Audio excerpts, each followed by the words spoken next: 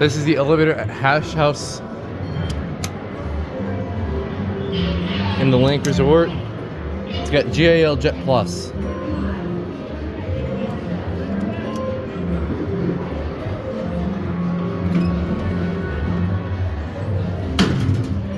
It's a very weird cab configuration.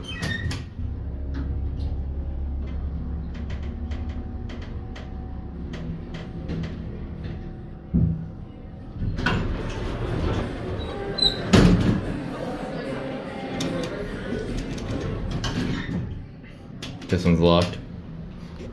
You look at this. That was a nice motor.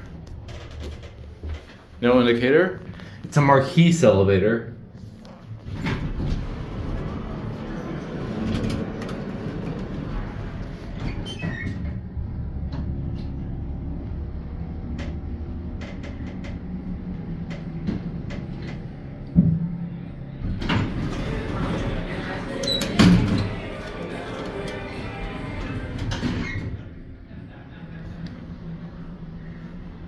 Look at this, the way this cab is configured.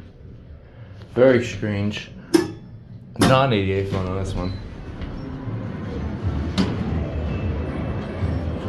There's an indicator here. Alright, that's it.